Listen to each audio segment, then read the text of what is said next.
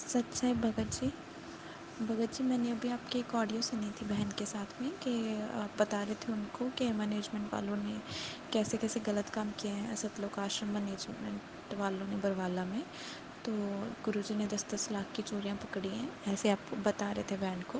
तो वो मैं ऐसे पूछना चाहती थी कि भगवान के रहते हुए ऐसे कैसे कर लिया इन्होंने कि ये चोरियां करते थे वहाँ पे, और वहाँ पे जाने वाले लोगों को पीटा भी जाता था, और मीन्स वहाँ पे जो भगत जाते थे वो सेफ नहीं थे। ऐसे भगवान के रहते हो, वो तो भगवान का एक तरह का आश्रम था भगवान ने बनाया हुआ, जहाँ पे वो बुलाते थे सारे भगत जाते थे।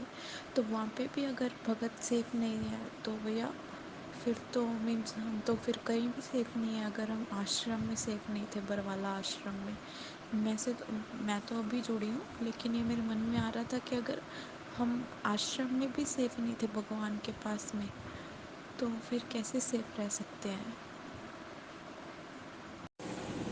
सच्चाई बहन जी, आपका जो सवाल है या शंका है वो अपनी जगह पे बिल्कुल ठीक हो सकती है, लेकिन अध्यात्म की दृष्टि से ये ठीक नहीं है। देखिए, आप कह रही है कि परमात्मा यदि आश्रम में थे तो ये सब कुछ कैसे हो सकता है। अगर वहाँ भी कोई सेफ नहीं है तो फिर कहीं कोई सेफ नहीं रह सकता। ऐसा नहीं है बहन। परमात्मा तो सतयुग से लेके कलयुग के अंतिम समय तक इस पृथ्वी पे ही रहते हैं। इस पृथ्वी का एक सेकंड, एक पल भी उस परमात्मा की उपस्थिति के बिना खाली नहीं है।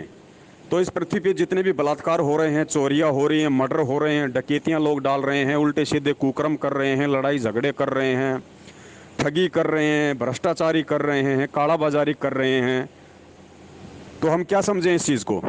इस चीज़ को केवल अध्यात्म से समझा जाएगा बहन। इतने वर्ष हो गए हमें पूज्य गुरुदेव के सत्संग सुनते हुए, अब हमने अपनी छोटी बुद्धि का परिचय बिल्कुल भी नहीं देना है। इसीलिए परमात्मा बार बार हर सत्संग में ये जोर डालते हैं कि बच्चों, पहले सृष्टि रचना को ध्यान से पढ़ो, सुनो। एक बार नहीं, दो बार नहीं, 10 बार नहीं, 100 बार सृष्टि रचना को सुनो, उसको पढ़ो। फिर तुम्हें अध्यात्म के विषय में ज्ञान होगा, मन की सारी शंकाएं तुम्हारी निकल जाएंगी। तो बहन, सृष्टि रचना में जब हम जाएंगे तो परमेश्वर ने हमें बताया कि जब प्रथम सतयुग में परमात्मा अपने पुत्र जोगजित का रूप बना के 21वें ब्रह्मांड के सबसे ऊपरी छोर पे, जहाँ पे ये काल रहता है, तपतशिला पे परमात्मा उसको मिले।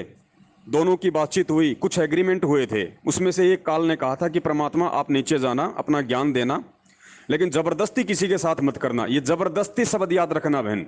आप जबरदस्ती किसी के साथ मत करना। जो आपका ज्ञान समझे वो आपका, जो आपका ज्ञान ना समझे वो मेरा।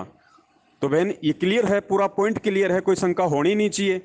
और जब वो परमेश्वर यहां पे आएगा तो बहन, वो परमेश्वर एक आम व्यक्ति की भूमिका करते हुए यहां आता है। वो परमेश्वर एक आम व्यक्ति की भूमिका करते हुए, अपने आप को छुपाते हुए यहां आता है बहन। और वर्तमान में अगर परमात्मा ने अपनी समर्थता ही दिखानी थी अगर उसी तरीके से, तो फिर ये ज्ञान की आवश्यकता क्या थी। आपको पिछली पीढ़ी में जन्म देने की जरूरत क्या थी। आपको पढ़ाई लिखाई करवाने की जरूरत क्या थी। आपको मानव शरीर देके ये विशेष बुद्धि, जो आप सोच सकते हैं, आप जिस समझ सकते हैं, फिर ये क्या जरूरत थी। हमें भी परमात्मा पशु की तरह बना देता अगर बुद्धि से काम नहीं लेना होता। अगर हमें परमेश्वर के वचनों के संकेतों को नहीं समझना होता इस अध्यात्म में, तो परमात्मा 84 लाख की तरह हमारे को भी ऐसा मोटा सिर दे देते, मोटी बुद्धि दे देते। तो ये सारी चीजें हमने आज उनके सत्संगों को आधार बना के, उनके सृष्टि रचना को आधार बना के समझनी है। परमात्मा तो सदा यहाँ रहता है। परमात्मा तो सतलोक में भी था। अगर आपको लगता है कि यहाँ सदा नहीं रहता, तो सतलोक में तो परमात्मा सदा है। फिर काल को ये इच्छा कहां से होगी कि मैं तप करूं। क्या क्या परमात्मा को नहीं पता था उस समय। लेकिन बहन, ये परमात्मा का विधान है। परमेश्वर ने हर आत्मा को स्वतंत्र रखा हुआ है। और फिर परमात्मा ने यह भी विधान बना दिया कि उस स्वतंत्रता का यदि कोई नाजायज फायदा उठाएगा तो फिर उसको सजा भी मिलती है उसकी। और यह जरूरी नहीं कि तुरंत कर्म करते तुरंत सजा मिल जाएगी, ऐसा नहीं है। आज जो गलत कर रहा है या जो गलत चल रहा है, जो परमेश्वर के ज्ञान के विरुद्ध चल रहा है, वो ये ना समझे कि मेरे तो बल्ले बल्ले हो रही हैं, कोई दिक्कत नहीं।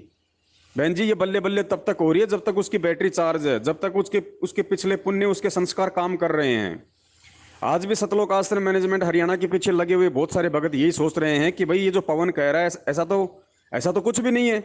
हम तो मैनेजमेंट के साथ में हैं और हम तो सारे काम कर रहे हैं जैसा ये लोग हमें आदेश देते हैं, फिर भी हमारे तो कोई नुकसान नहीं, कोई दिक्कत नहीं।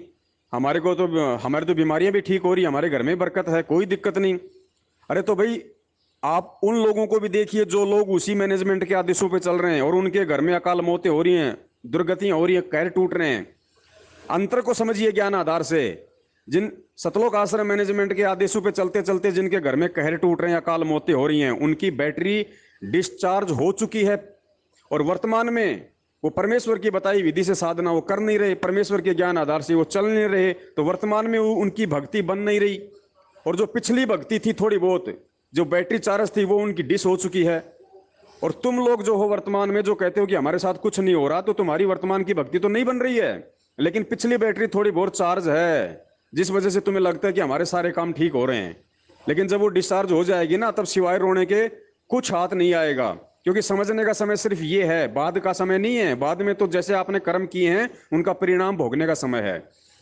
तो बहन, ये छोटी छोटी बातें हैं। इन बातों के लिए अब आप जियों को स्वयं अपनी बुद्धि से विचार करना पड़ेगा, इस परमेश्वर के ज्ञान मार्ग को समझना पड़ेगा। कल को आपके मन में ये भी शंका हो सकती है फिर तो, कि परमात्मा समर्थ है, परमात्मा सब कुछ है, फिर जेल में क्यों बैठा है परमात्मा, फिर काहे का परमात्मा हुआ। तो बहन, ये बातें हैं ना, ये कॉमन सेंस की बातें हैं। इन बातों को तो हमने बहुत पहले समझ लेना चाहिए था, लेकिन हम आज तक नहीं समझ पा रहे। अब इससे ज्यादा दास क्या कहे बहन। सत साहेब, जय हो बंदी छोड़ की।